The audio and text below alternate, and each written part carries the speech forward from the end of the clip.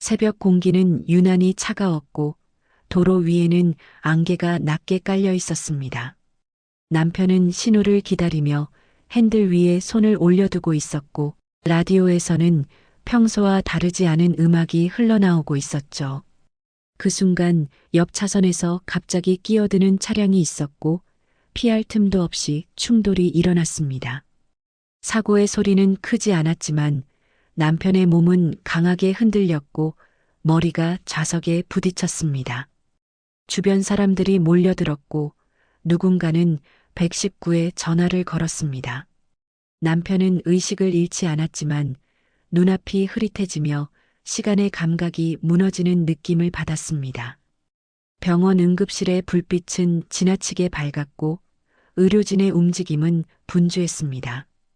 의사는 생명에는 지장이 없다고 설명하며 단순 사고라고 판단했습니다. 검사 결과는 비교적 안정적이었고 짧은 입원 후 퇴원이 가능하다는 말도 덧붙였습니다. 남편은 그 말을 듣고 안도했지만 머릿속 어딘가가 비어있는 듯한 감각은 사라지지 않았습니다. 그 공백이 무엇인지 스스로 설명할 수 없었고 불편함만 남아 있었습니다. 아내는 병실 한쪽에 서서 남편을 바라보고 있었습니다. 표정은 차분했지만 눈빛은 쉽게 읽히지 않았습니다. 간호사가 보호자에게 이름을 부르며 서명을 요청했을 때 아내는 잠시 멈칫했습니다. 그리고 남편을 부르지 않은 채 필요한 절차만 조용히 처리했습니다. 남편은 그 장면을 똑바로 인식하지 못한 채 피로에 눈을 감았습니다. 퇴원 후 집으로 돌아오는 길은 평소와 다르지 않아 보였습니다. 집안의 가구 배치도 신발이 놓인 자리도 그대로였습니다. 그러나 아내는 그날 이후 단 한 번도 남편의 이름을 부르지 않았습니다. 부를 필요가 없는 상황에서는 침묵으로, 필요할 때는 시선을 피한 채 행동으로 대신했습니다. 남편은 처음에는 이를 사고의 여파라고 생각했습니다. 하지만 이름이 사라진 일상은 조용히, 그러나 분명하게 균열을 만들고 있었습니다. 사고 후 일주일이 지나자 남편은 다시 출근을 시작했습니다. 겉으로 보기에는 이전과 다르지 않았고 정장도 말끔했고 발걸음도 안정되어 보였죠. 하지만 사무실에 들어서는 순간부터 미묘한 어긋남이 생기기 시작했습니다. 자리에 앉아 컴퓨터를 켰지만 늘 자동처럼 처리하던 업무 순서가 쉽게 떠오르지 않았습니다. 서류 파일을 잘못 열거나 이미 끝낸 일을 다시 확인하는 일이 반복됐습니다. 동료들은 처음엔 사고 후유증쯤으로 여겼습니다. 하지만 회의 시간에 남편이 중요한 내용을 놓치거나 엉뚱한 자료를 넘기는 장면이 이어지자 분위기가 달라졌습니다. 팀장은 남편에게 무리하지 말라는 말을 건넸고 그 말은 배려처럼 들렸지만 선을 긋는 느낌도 함께 남겼습니다. 남편은 자신이 예전 같지 않다는 시선을 느끼며 설명할 수 없는 불안을 품게 됩니다. 퇴근 후 집으로 돌아오면 집안은 늘 정돈되어 있었습니다. 식사는 준비되어 있었고 필요한 물건도 제자리에 놓여 있었죠. 그러나 아내는 남편을 바라보는 시간을 최소한으로 줄였습니다. 말이 필요할 때는 짧은 문장으로 전달했고 시선은 다른 곳을 향해 있었습니다. 남편이 말을 걸면 아내는 고개만 끄덕이거나 행동으로 반응했습니다. 어느 날 엘리베이터 앞에서 이웃 주민이 남편에게 말을 걸었습니다. 사고 이후 아내가 혼자 외출하는 모습을 자주 봤다는 이야기였습니다.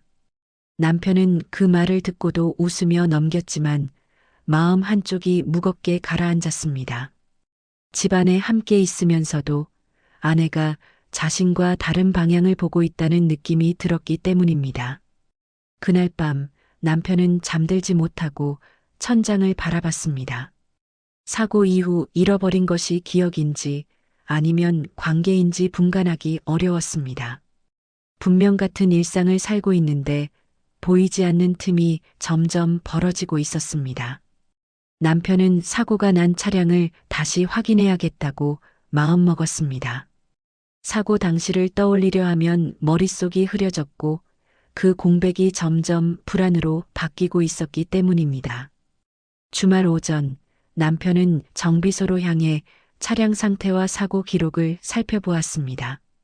차량 외관은 이미 수리가 끝나 있었고 겉으로 보기엔 큰 흔적이 남아있지 않았습니다. 정비소 직원은 사고 직후 차량이 곧바로 입고되지 않았다고 설명했습니다. 누군가가 먼저 차량을 이동시켰고 이후에야 정비소로 들어왔다는 이야기였습니다. 남편은 그 말을 듣는 순간 가슴이 답답해졌습니다. 사고 직후에 몇 시간이 자신도 모르는 사이에 사라졌다는 사실을 깨달았기 때문입니다. 남편은 차량 내부를 살피다 블랙박스 전원을 확인했습니다. 메모리에는 사고 직전까지의 영상만 남아 있었고 충돌 이후의 기록은 삭제되어 있었습니다. 기계 오류일 가능성도 있었지만 삭제 시점이 지나치게 정확했습니다. 남편은 누군가 의도적으로 지웠을 가능성을 떠올렸습니다. 집으로 돌아온 남편은 사고 당일을 다시 되짚어 보았습니다.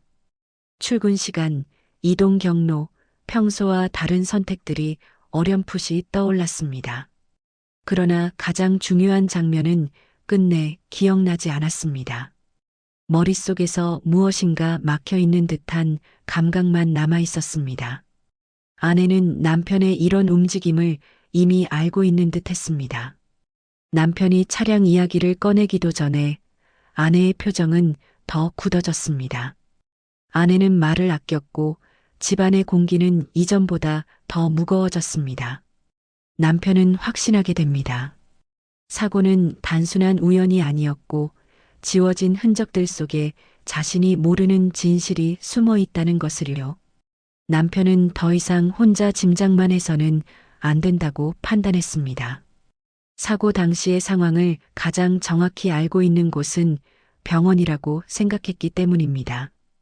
평일 낮 남편은 휴가를 내고 사고 당시 치료를 맡았던 병원을 다시 찾았습니다. 응급실은 여전히 분주했고 그날의 기억은 의료진에게도 흔한 하루 중 하나로 남아 있었습니다. 담당 의사는 남편을 알아보고 진료 기록을 꺼내 들었습니다. 의사는 사고 직후 남편이 비교적 또렷한 의식을 유지하고 있었다고 설명했습니다. 그러나 기록에는 반복적으로 같은 말을 되뇌었다는 내용이 남아 있었습니다. 특정 장소와 시간을 언급하며 반드시 가야 한다고 강조했다는 내용이었습니다. 남편은 그 기록을 읽으며 낯선 사람의 이야기를 듣는 기분이 들었습니다. 자신의 기억 속에는 그런 말이나 행동이 전혀 남아있지 않았기 때문입니다. 의사는 외상보다 심리적 충격이 더 컸을 가능성을 조심스럽게 언급했습니다. 사고 자체가 어떤 결정을 앞둔 상태에서 일어났을 수도 있다는 설명이 이어졌습니다. 남편은 병원을 나서며 발걸음을 쉽게 떼지 못했습니다.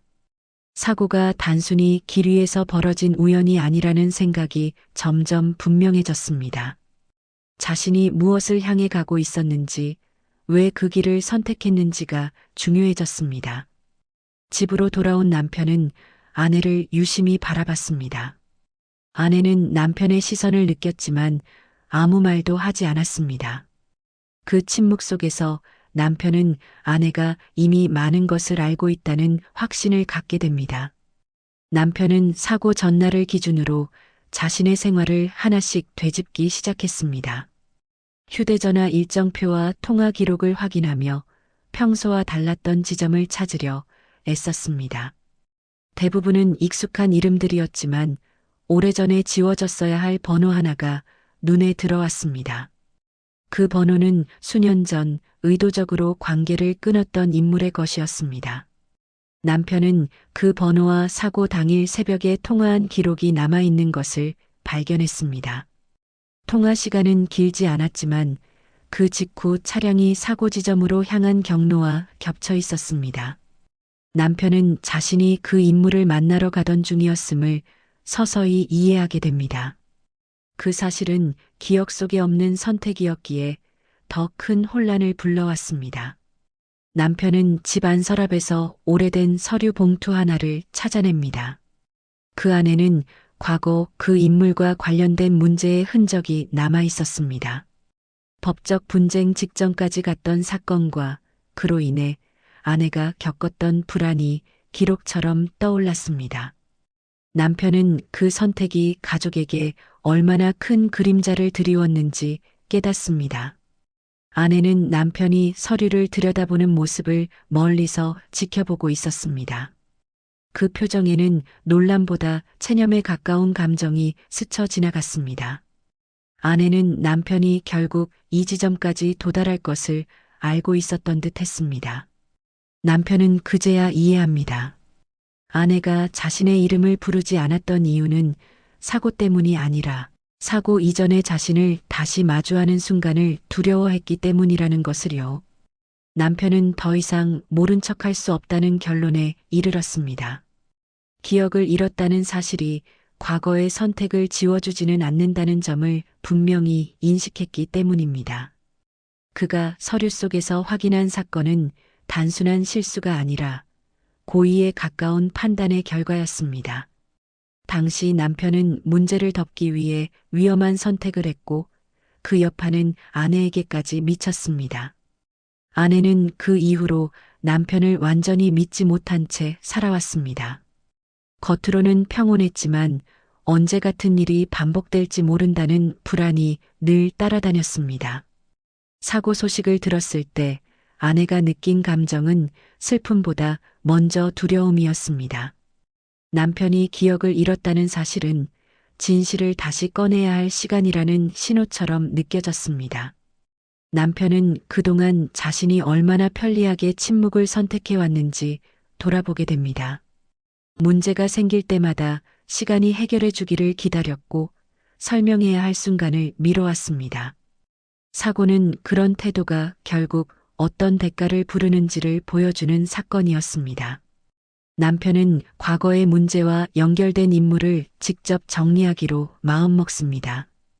법적 책임과 사회적 평가를 피하지 않겠다는 결심이 섰기 때문입니다. 그 선택은 아내를 붙잡기 위한 행동이 아니라 스스로를 바로 세우기 위한 결정이었습니다. 집안에서 아내는 남편의 변화를 말없이 지켜보고 있었습니다. 아내는 여전히 이름을 부르지 않았지만 그의 행동을 통해 진정성을 가늠하고 있었습니다.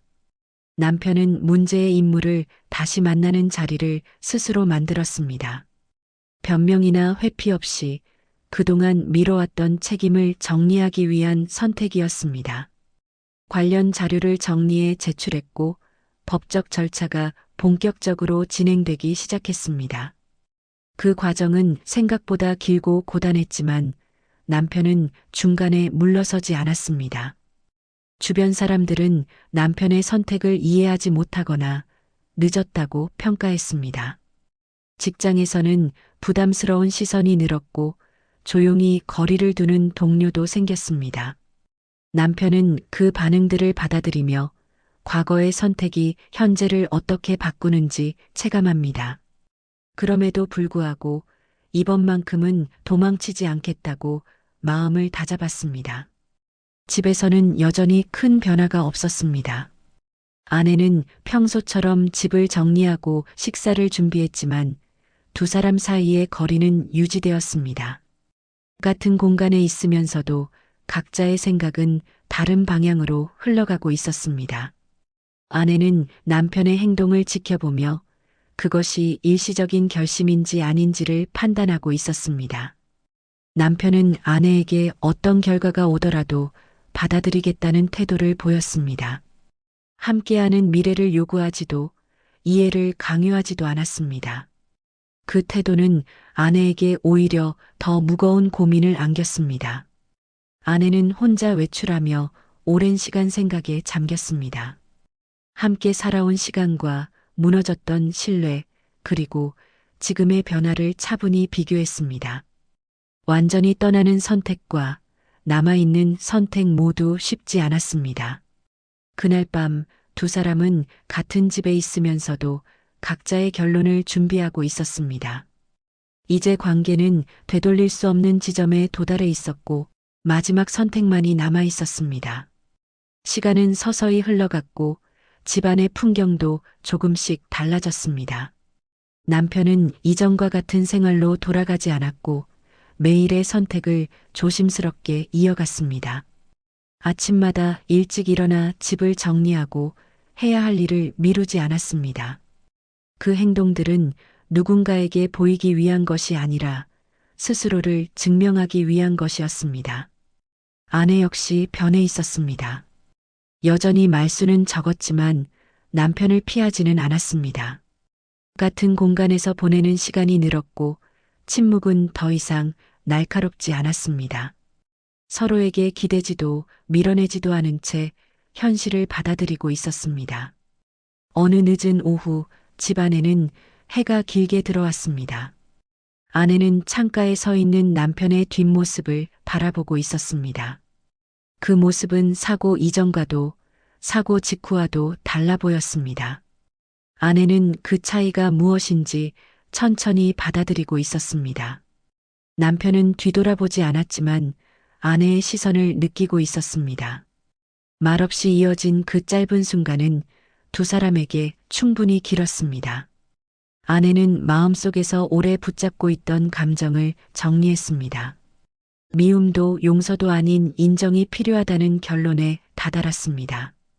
아내는 조용히 입을 열어 남편을 불렀습니다. 그 이름은 조심스러웠고 오래 연습한 것처럼 낮았습니다. 남편은 그 소리에 몸을 굳힌 채 천천히 고개를 돌렸습니다. 이름을 부르는 행위는 모든 것을 해결하지는 않았습니다. 하지만 그 순간 두 사람은 더 이상 과거에 머물러 있지 않았습니다. 이야기는 완전한 회복이 아닌 감당할 수 있는 현실 속에서 멈춥니다.